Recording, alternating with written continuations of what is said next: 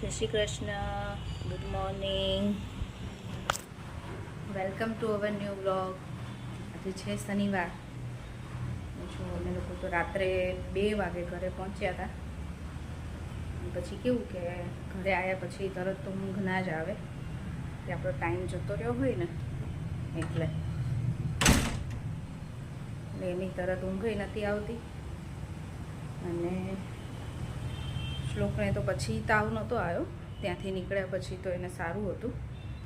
અને ખાલી 2 વખત દવા આપી હતી તાવની, પછી તાવ આખી રાતે નહોતો ને રસ્તામાં કંઈ હતું નહીં, સારું હતું. પણ એને એક વખત વોમિટ થઈ ને એટલે પછી મારા ખોળામાંથી ઉતર્યો જ નહીં છેક સુધી. ગયા ત્યારે તો પાછળ મમ્મી પાસે સૂઈ ગયો હતો. પછી રિટર્નમાં આવતા હતા ને તો એને ઊંઘ નહોતી આવતી અને મારા ખોળામાં જ બેઠો હતો. એટલે આખી છેકથી છેક સુધી ખોળામાં બેસાડ્યો ને એવડા મોટાને. હાથ ને પગ ને મારું તો રહી ગયું હતું. ઘરે પહોંચીને ગયા એટલે પછી સવારમાં થોડા મોડા જાગ્યા અને હજી તો જસ્ટ કામ પતાવ્યું છે. હજી મશીન, કપડાનું મશીન તો હજી થાય છે. નવા કપડાં હોય બધા હાથે ધોવાના હોય, એ હાથે ધોયા, થોડા કપડાં મશીનમાં નાખ્યા. 2 દિવસની તૈયારી કરીને ગયા હતા, પણ અમારે એક જ દિવસમાં, અડધા દિવસમાં જ પાછું આવવું પડ્યું. પણ મજા આવી. અમે જેટલી વાર ત્યાં રહ્યા એટલી વાર બહુ મજા આવી. આજે રહ્યા હોત તો વધારે મજા આવે. જાનમાં જવાની બહુ મજા આવે. અને એ બધાને બહુ જ ખુશ થયા હતા. અમારી સામે રહે છે ને પુષ્પા માસી છે, એમની 3 છોકરીઓ, મધુમાસીને બધા બહુ ખુશ થઈ ગયા હતા કે આયા તો અમે લોકો એમ. પછી અમે રોકાવા એવું નહોતું એટલે પછી અમે આવી ગયા. એમ પણ આજે અમારે વહેલા જ નીકળી જવું પડે, કેમ કે આજે એક મેરેજ છે અમારે સાંજે અહીંયા, ત્યાંય જવું પડે એવું છે. એટલે નીકળી તો આજે આખો દિવસ તો નહોતું જ રોકાવાનું, બપોરે નીકળી જવાનું હતું. પણ પછી હવે શ્લોકને મજા નહોતી ને તો કાલે જ નીકળી ગયા.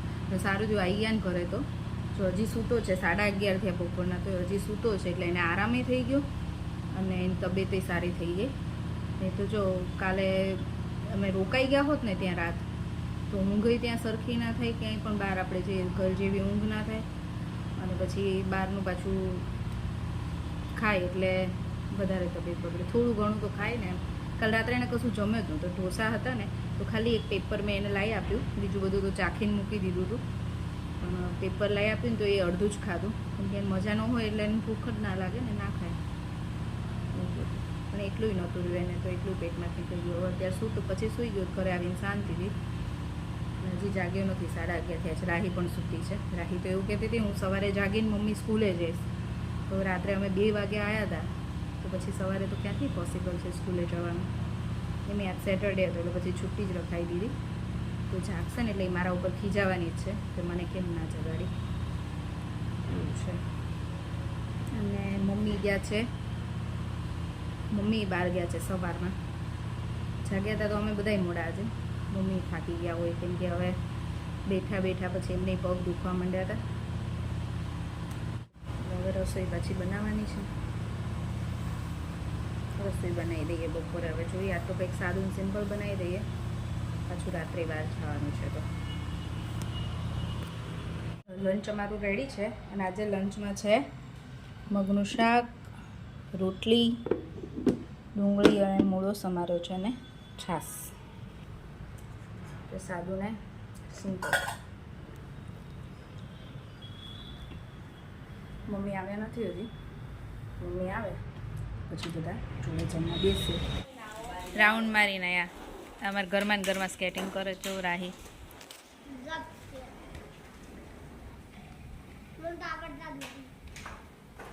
શીખો ને બેટા, રાહી જાતે જાતે શીખે. ઘરમાં ઘરમાં જ શીખે.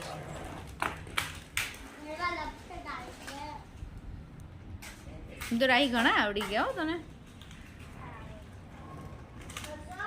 વેકેશનમાં આ વખતે ફૂલ પ્રેક્ટિસ કરજે એટલે મસ્ત આવડી જાય.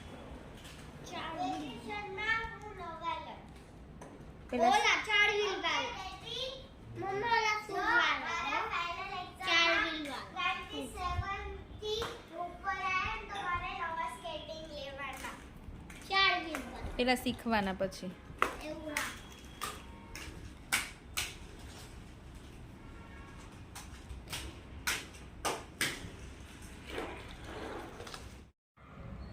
જો બધા તૈયાર થઈ ગયા છીએ હવે મેરેજમાં જવા માટે.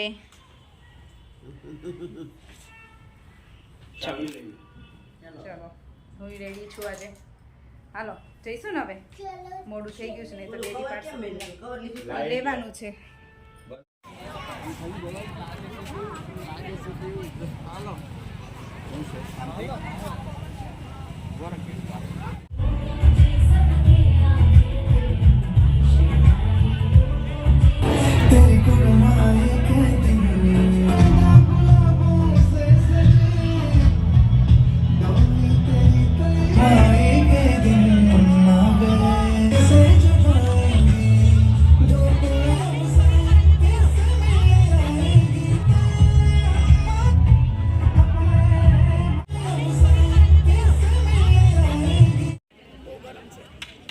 શ્લોક શું ખાય છે?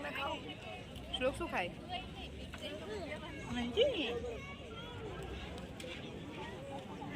કાકી આવી ગયા છે અમારી જોડે. નહીં કાકી, જય શ્રી કૃષ્ણ.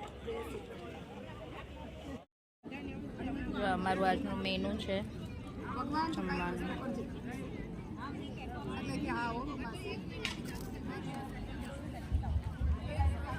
મેરેજ અટેન્ડ કરીને તો આવી ગયા અને બહુ જ ગરમી થઈ. બન્યા તો બહુ જ ગરમી લાગતી હતી. આમ ઠંડી લાગે છે સવારમાં અને પછી બપોર પછી 10 વાગ્યા પછી તો ગરમી જ લાગે છે. અત્યારે એટલી ગરમી લાગે છે. આ એમાં ને એમાં રાહીને શ્લોકને તો છે ને શરદી ઉધરસ થઈ ગયા છે. નહીં શ્લોકો? શ્લોકને એમાં છે ને, મને આમ શરદી નથી પણ તોય રોજ સવારે જાગું ને ત્યારે કફ નીકળે.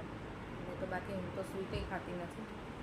આજે તો ખાધું હતું મેં મેંગો ડિલાઇટ, મસ્ત હતું અને સારું હતું. બાકી મને સ્વીટ બીજું બધું ઓછું ગમે તો હું ના ખાઉં. મેંગો ડિલાઇટ હતું ને તો ટેસ્ટ કર્યું તો સારું લાગે એટલે થોડુંક ખાધું હતું. પણ અત્યારે જો કે ના ખવાય, ઠંડુય ના ખવાય અને સ્વીટય ના ખવાય. હમણાં થોડા દિવસ તો આઈસ્ક્રીમ ને ગોલાની સિઝન ચાલુ થઈ ગઈ છે. ગોલા બધે ચાલુ થઈ ગયા છે પણ આ ડબલ ઋતુ છે ને ત્યાં સુધી ના ખવાય. કે અત્યારે છે ને બીમાર પડે તો પછી કફ જ થાય, એમ શરદી ઉધરસ થાય ને. કાલે શ્લોકને એમ જ તાવ આવી ગયો હતો. શરદી જેવું હતું થોડું, એમાં તાવ આવ્યો અને કફ થઈ ગયો. શ્લોકને કફ થઈ જ જાય શરદી થાય ને એટલે. રાહીને શરદી થઈ હતી પણ એને તો એક દિવસમાં સારું થઈ ગયું. એને કફનું નથી એટલે એ સારું છે. પણ કફ થતો હોય ને એને બહુ ધ્યાન રાખવું પડે અત્યારે. બોલો શું કરશો રાહીબેન? હવે બેસવું છે થોડી વાર કે સૂઈ જવું છે? બેસવું છે. થોડી વાર બેસીશું, ફ્રેશ થઈશું. ગરમી બહુ થાય છે ને એટલે ચેન્જ કરીને ફ્રેશ થઈ જાઓ. થોડી વાર બેસીશું કેમ કે કાલ સન્ડે છે એટલે બધા બેઠા છે આગળ. મને બહુ ગરમી થાય ને એટલે હું અહીંયા આવી ગઈ, ફૂલ પંખો કરીને બેઠી છું. હમણાં ચેન્જ કરીને પછી બધા જોડે અમે બહાર બેસીશું. ચલો હવે આજનો વિડીયો અહીંયા જ પૂરો કરીશું. ફરીથી મળીશું કાલ નવા વિડીયો સાથે. ત્યાં સુધી બાય બાય, ગુડ નાઇટ, જય શ્રી કૃષ્ણ. અને અગર અમારો અન્ય વિડીયો ગમ્યો હોય તો like, share and subscribe. Bye bye.